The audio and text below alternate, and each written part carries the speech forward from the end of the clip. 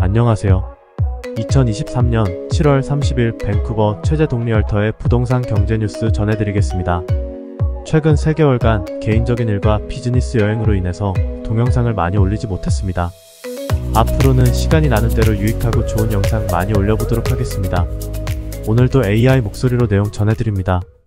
오늘은 가처분 소득과 캐나다 가구의 경제적 압박에 대해서 이야기해보도록 하겠습니다. 시작하겠습니다.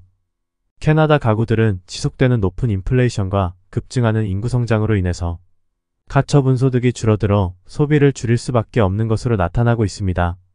가처분 소득이라는 것은 소득에서 꼭 나가야 하는 가계 지출들을 제외하고 여유롭게 쓸 수 있는 돈을 말합니다. 이 개개인 가구의 가처분 소득은 수요라는 경제의 중요한 부분으로 작용합니다. 캐나다인들의 가처분 소득이 줄어들고 있는 이유는 인플레이션과 인구 성장 두 개의 단어로 설명드릴 수 있을 것 같습니다. 인플레이션과 가처분 소득과의 관계 먼저 이야기해보겠습니다. 인플레이션은 코로나 팬데믹 기간을 지나는 몇 년간 저나 여러분 모두 귀가 따갑도록 들어서 잘 알고 있습니다. 물가가 올라 지갑이 얇아지는 그런 현상 말입니다. 여기서 한 가지 덧붙이고 싶은 것이 있는데 갑작스런 인구 증가는 물가를 부채질한다는 것입니다. 먹고 마시고 써야 하는 공급량은 크게 늘지 않고 있는데 인구가 급증하면서 생필품 등의 수요가 갑자기 많이 늘고 있다는 것입니다. 공급이 늘려면 생산자들의 시설 투자가 있어야 하는데 이러한 것들은 시간이 걸린다는 것이죠. 그러나 인구 이동이라는 것은 짧은 시간 내에 간단하게 가능하다라는 것입니다. 이렇게 이동한 인구는 다음 날부터는 어쩌면 그날 저녁부터 먹고 마시고 써야 하는 소비의 주체가 됩니다. 이러한 이유로 물가는 오르게 되고 지출해야 하는 소득이 줄어들고 있다라는 의미입니다. 인구 성장이 가처분 소득을 어떻게 줄어들게 하는지 알아보겠습니다. 몇 달 전 다른 영상에서도 소개드린 바가 있는데 캐나다 인구가 지난 2022년 한 해에 110만 명이나 늘어서 평년에 비해 3배 이상이 급격히 늘었습니다.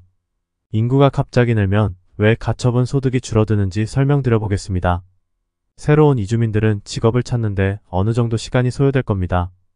즉 처음에는 대다수의 이주민들과 비슷하게 직업 찾기가 어려워서 가지고 들어온 돈을 써가며 살아가기 때문에 당장의 소득이 적거나 없을 수 있습니다.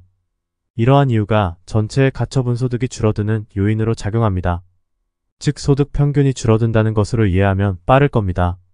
아울러 앞으로는 현재 일자리들을 많은 사람들이 나눠서 가져야 하기 때문에 적절한 일자리에 대한 경쟁이 심화되고 이로 인해서 저렴한 인력 공급이 가능하게 됩니다.